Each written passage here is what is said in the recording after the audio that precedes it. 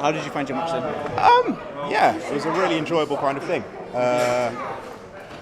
Going to the outside was kind of an interesting one because I haven't dived for a little while since I broke my ankle. It's like, I'm not going to risk that again. And then I did it. I was like, this works. It's a really good match. The crowd were into it. Got to hit a lot of high points. Yeah, I can't really complain. It's only like a couple of niggly things that did my head in.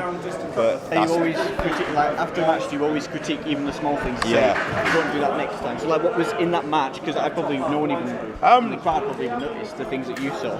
Probably just strikes. One of the my strikes were really off. So I was because I was just so tired. I was can we go home yet? But apart from that, no, it was kind of like that. But that was it. I asked people for criticism and feedback on what can change, and it was the same kind of feedback. But no. And then you kind of watch other people's matches to go and get inspiration stuff you can go and do. Yeah. No, it was a good night. It was a good night. How important is it for you for your character work? Because obviously you and your tag team partner have one of the most extravagant characters. Contrasting. Yeah.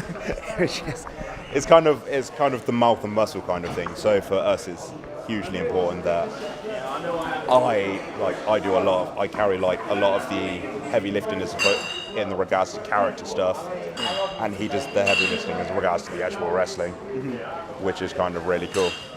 But yeah, for me it's kind of a huge thing, and it's kind of nice to have a tag team partner and somebody that you get on well with and you can talk to and just ride along with and share ideas with.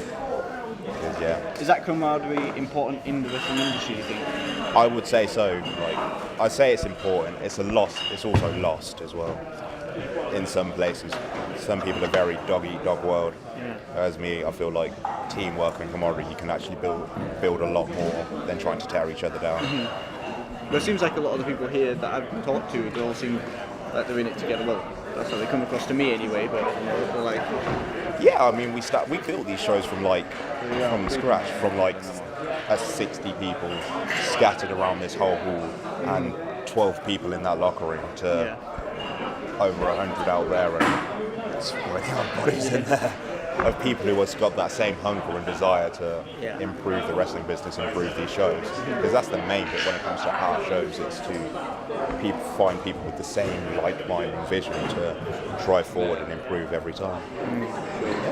And we're like a family, so we fall out all of the time, so much, but we also reconcile just as quickly. That's alright, well, I don't want to keep you all day if you're busy. That's totally fine. Well, I don't, can I just have a feel of this as well? Because I've never actually felt a real championship. They're heavier than I thought they would be. It's real metal. I thought it was just be some plastic thing. Real leather as well. Oh my god. Want a shot of that right there?